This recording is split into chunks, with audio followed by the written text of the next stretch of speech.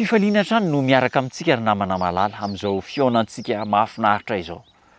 Tiana hatrany ny maneho fisaorana anareo fa be dia be tena maro ny mankasitraka, manao fihetsika misaotra sy fifankatiavana amin'ny alalan'izao fandarana ataontsika izao. Hitanareo Andriamanitra ka hanonitra ny fahafoizan-tena lany amin'ny alalan'ny fotoana, ny vola, indrindra ny fahalianana sy ny fanapahan-kevitra rehetra izay raisitsika amin'ny fiarana isan'andro. Miasa mba hamonjy ny very. Rehefa miresaka an'izany hoe mamonjy ny very zany dia izao, Jesosy, asan'i Jesosy madio mangarangarana. Kanefa dia niantso anao, miantso antsika izy mba hanao an'izany asa masina izany. Apokalipsy 2:2-4. Indro hafainga anao, ary eto amiko ny famaliko mba hamaliko ny olona rehetra araka ny asany. Ho hafaingana Jesosy. Ao amin'ny Apokalipsy 2:20 dia miverina intelo miteny hoe ho hafainganao. Jesosy no miteny ho hafainganao, eny hafainganao. Ny isa telo amintsika malagasy dia manambara ny hoe isa feno. Ary rehefa Jesosy no miteny dia tsy maintsy tanteraka izany. Amin'izao fotoana iainantsika izao, nandritra ny fotoana rehetra, ny olona tsirairay anetsinetsina anapitrisany maro eto ambony tany dia dinian'i Jesosy akaiky.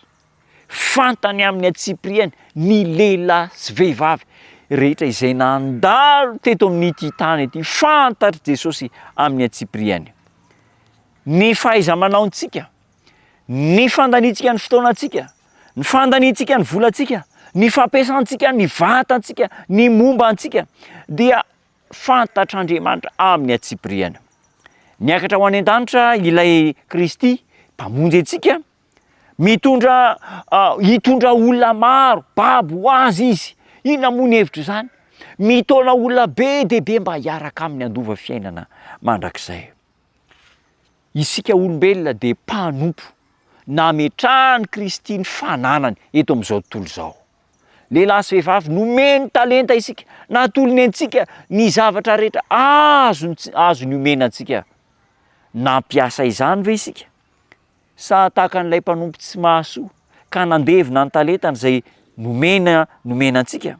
Anjarantsika ny mampitombo, ampahatokiana ireo talenta izay nomeny tompo antsika, satria hitombo ny talenta rehefa ampiasaina ahasoa ny taranak'olombelona sy ho voninahitr'Andriamanitra.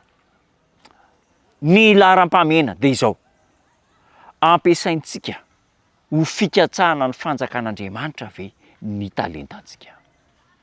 Andeha miasa ataontsika rehetra, any am-pianarana, any am-piasana, miasa isika amin'ny sehatr'asa rehetra, fa aoka ho ao an-tsaintsika ny hoe hamonjy fanahy miaraka amin'i Jesosy isika. Miasa famonjem-panahy nataon'i Kristy dia nomena anao, ary izany no tombontsoa lehibe tsy voavidim-bola amin'ny karena omen'Andriamanitra antsika. Rehefa tonga any amin'ilay fiainana mandrakizay paradisa isika, dia hisy olona hiteny amintsika, hanantona antsika: misaotra anao rahalahy, misaotra anao ranabavy, misaotra anao rahavavy, misaotra anao ranadahy, fa ianao ilay nampahafantatra ny fiainana mandrakizay sy ny famonjena. Nilozanao ny tokantranonao amin'ny andro avy orana dia tonga tany an-tokantrano, nanampy anay nilaza ny fahamarinan'ny filazantsara. Voavonjy izahay no ianao. Be dia be ny hanantona antsika ho tanteraka aminao izany, ho hafainga anao. Andeha ampiasainao any tompony talentantsika.